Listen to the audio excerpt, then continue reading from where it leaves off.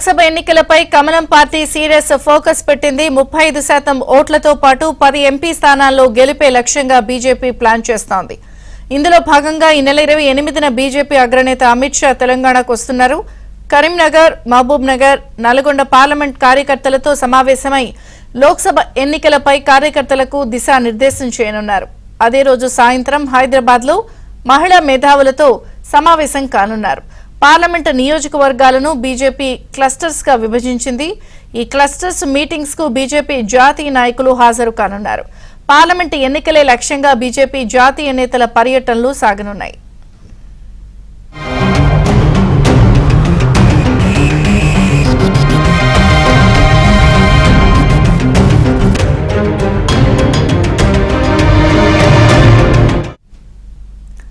లోక్సభ ఎన్నికలపై కమలం party serious focus పెట్టింది. 35% ఓట్లతో పాటు 10 ఎంపీ స్థానాల్లో గెలిపే లక్ష్యంగా బీజేపీ ప్లాన్ చేస్తోంది. ఇందులో భాగంగా ఈ నెల 28న బీజేపీ అగ్రనేతలు తెలంగాణకు వస్తున్నారు. అమిత్ షా కూడా వస్తున్నారు. కరీంనగర్, మహబూబ్ నగర్, నల్గొండ పార్లమెంట్ కార్యకర్తలతో సమావేశమై లోక్సభ ఎన్నికలపై కార్యకర్తలకు దిశానిర్దేశం చేస్తారు. అలాగే అదే రోజు సాయంత్రం హైదరాబాద్ లో మహిళా మేధావులతో సమావేశమవుతారు. పార్లమెంట్ నియోజకవర్గాలను బీజేపీ క్లస్టర్స్ గా విభజించింది. ఈ క్లస్టర్స్ మీటింగ్స్ కు బీజేపీ జాతీయ నాయకులు హాజరు కానున్నారు. పార్లమెంట్ ఎన్నికలే లక్ష్యంగా బీజేపీ జాతీయ నేతల పర్యటనలు కొనసాగనున్నాయి. లోక్సభ ఎన్నికలపై కమలం పార్టీ సీరియస్ గా ఫోకస్ పెంచింది. 35% ఓట్లతో పాటు 10 ఎంపీ స్థానాల్లో గెలిపే లక్ష్యంగా వ్యూహాలు రచిస్తోంది. మరిన్ని వివరాలు మా ప్రతినిధి నరేష్ లైవ్ లో అందిస్తారు. నరేష్,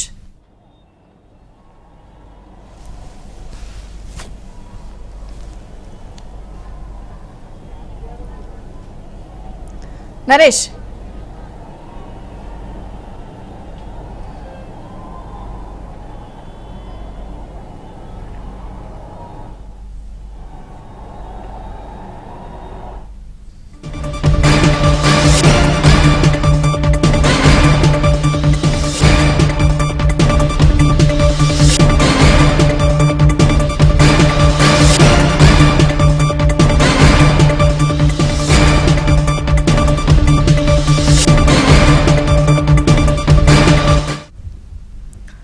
లోక్సభ ఎన్నికలపై బీజేపీ పార్టీ సీరియస్ గా ఫోకస్ పెట్టింది. 35% ఓట్లతో పాటు 10 ఎంపీ స్థానాల్లో గెలిపే లక్ష్యంగా బీజేపీ ప్లాన్ చేస్తోంది. ఇందులో భాగంగా ఈ నెల 28న బీజేపీ అగ్రనేత అమిత్ షా తెలంగాణకు వస్తున్నారు.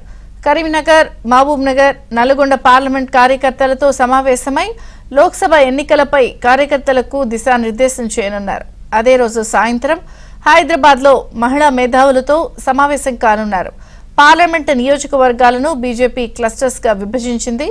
ఈ క్లస్టర్స్ మీటింగ్స్ కు బీజేపీ జాతీయ నాయకులు హాజరు కానున్నారు.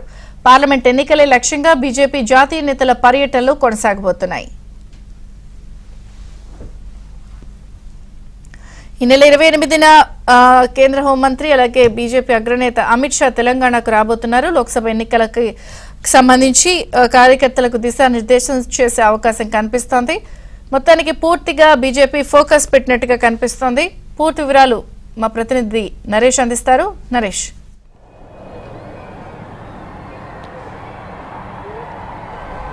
మొత్తానికి అయోధ్య రామ మందిరం ప్రాణ ప్రతిష్ఠ తర్వాత పూర్తిగా లోక్సభ ఎన్నికల మీద భారతీయ జనతా పార్టీ దృష్టి సారించింది. ఇందులో భాగంగానే దేశవ్యాప్తంగా అటు ప్రధానమంత్రి నరేంద్ర మోడీతో పాటు మరొక అగ్రనేతగా ఉన్న అమిత్ షా దేశవ్యాప్తంగా పర్యటన చేయబోతున్నారు.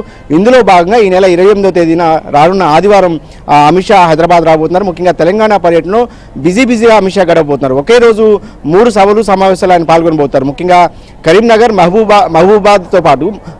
నగర్తో పాటుగా నల్గొండ బీజేపీ పార్లమెంట్ నియోజకవర్గానికి సంబంధించిన కార్యకర్తలతో ఆయన సమావేశం అవుతున్నారు. ఈ సమావేశంలో ముఖ్యంగా రానున్న లోక్సభ ఎన్నికల్లో బీజేపీ అవలంబించాల్సిన వ్యూహం మీద దిశానిర్దేశం చేయబోతున్నారు. ఇప్పటికే మరొక 70 నుంచి 80 రోజుల్లోనే పార్లమెంటుకు ఎన్నికలు జరగబోతున్న నేపథ్యంలో తెలంగాణలో ఒక టార్గెట్ను బీజేపీ పెట్టుకుంది. ఇప్పటికే 35% ఓట్ బ్యాంక్తో పాటు కనీసం 10 ఎంపీ స్థానాలు గెలవాలనేది భారతీయ జనతా పార్టీ ఆలోచనగా ఉంది. ఇందులో భాగంగానే ఇప్పటి నుంచే పూర్తి స్థాయిలో ఫోకస్ పెట్టింది. ఇందులో భాగంగానే అమిత్ షా ఒకే రోజు 3 సభల్లో పాల్గొని కార్యకర్తలకు దిశానిర్దేశం చేస్తారు. ఆ రోజు సాయంత్రం హైదరాబాద్లో మహిళా మేధావులతో కూడా ఒక సమావేశాన్ని జేఆర్సీ కన్వెన్షన్ సెంటర్లో ఇప్పటికే ఏర్పాటు చేసిన పరిస్థితి. అంటే పూర్తిగా అమిత్ షా పర్యటన అంతా కూడా లోక్సభ ఎన్నికల చుట్టే తిరగబోతుంది. లోక్సభ ఎన్నికల నేపథ్యంలోనే ఆయన ఈ పర్యటన రాబోతున్నారు. ఇక ఇప్పటికే 17 పార్లమెంట్ నియోజకవర్గాలని భారతీయ జనతా పార్టీ 3 నుంచి 4 క్లస్టర్స్గా విభజించుకుంది. అంటే ఒక్కొక్క క్లస్టర్లో 3 నుంచి 4 పార్లమెంట్ నియోజకవర్గాలు ఉంటాయి. ఆయా క్లస్టర్స్కి ఒక్కొక్క ఇన్ఛార్జిని కూడా నియమించారు.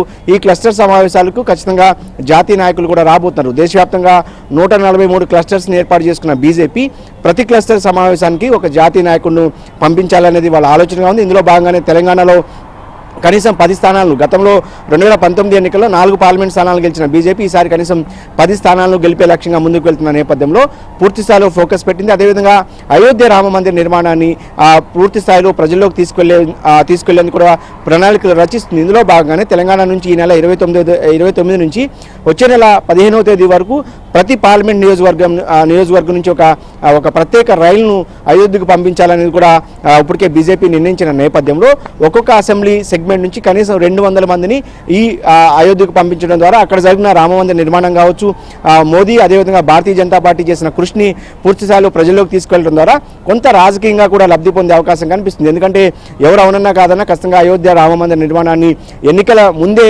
ప్రారంభించడం కూడా ఎన్నికల్లో తమకు అనుకూలంగా మార్చుకోవాలి. అంటే అయోధ్య ఎపిసోడ్ మొత్తాన్ని కూడా తమకు అనుకూలంగా మార్చుకోవాలనేది భారతీయ జనతా పార్టీ ఆలోచన ఉంది. కాబట్టి ఖచ్చితంగా ఆ దిశగా బీజేపీ ప్రయత్నాలు చేస్తుంది. ఇందులో భాగంగానే ప్రత్యేక రైలును కూడా నడపబోతుంది. సో ఇక అన్నిటికీ మించి ఈసారి గతంలో చేసిన పొరపాట్లు జరగకుండా, అసెంబ్లీ ఎన్నికల్లో జరిగిన పొరపాట్లు జరగకుండా ఈసారి నాయకుల మధ్య సమన్వయం మీద కూడా ఖచ్చితంగా అమిత్ షా తన పర్యటనలో దృష్టి సారించే అవకాశం కనిపిస్తుంది. ముఖ్యంగా బండి సంజయ్, ఈటెల రాజేందర్, కిషన్ రెడ్డి ఎవరికి వాళ్ళుగా తమ వర్గాలుగా విడిపోయిన పరిస్థితి, ఎవరి వర్గాన్ని వాళ్ళు ఎంకరేజ్ చేస్తూ పూర్తిగా పార్టీని పక్కన పెట్టి వ్యక్తిగత లక్ష్యాల కోసమే పనిచేస్తున్నారన్న విమర్శల నేపథ్యంలో ఖచ్చితంగా ముఖ్య నాయకుల మధ్య కూడా సమన్వయం కుదిర్చే విధంగా కూడా అమిత్ షా తన పర్యటన ఉపయోగించుకోబోతున్నారు. తద్వారా కొంత ముఖ్య నాయకులు కనుక అందరూ పార్టీ కోసం కలిసి పనిచేస్తే ఖచ్చితంగా మెజార్టీ స్థానాలు గెలవచ్చు అనేది భారతీయ జనతా పార్టీ ఆలోచనగా ఉంది. ఎందుకంటే అసెంబ్లీ ఎన్నికలు బీజేపీ ఒకలాగా తీసుకుంటుంది, ఖచ్చితంగా పార్లమెంట్ ఎన్నికలు మాత్రం అత్యంత సీరియస్గా తీసుకుంటుంది. ఈసారి దక్షిణాదిలో కొంత మెరుగైన స్థానాలను సాధించడం లక్ష్యంగా భారతీయ జనతా పార్టీ ముందుకు వెళ్తుంది. కర్ణాటక తర్వాత కొంత గ్రౌండ్ బీజేపీకి తెలంగాణలో ఉందనేది ఆ పార్టీ నమ్ముతుంది. కాబట్టి దాన్ని లోక్సభ ఎన్నికల్లో ఓటు రూపంలో తీసుకోవాలనేది భారతీయ జనతా పార్టీ భావిస్తుంది. ఏదేమైనప్పటికీ కూడా పార్లమెంట్ ఎన్నికలకు షెడ్యూల్ వచ్చే లోపలే ఒక అనుకూలమైన వాతావరణాన్ని తెలంగాణలో క్రియేట్ చేసుకునే విధంగా బీజేపీ ముందుకు వెళ్తోంది.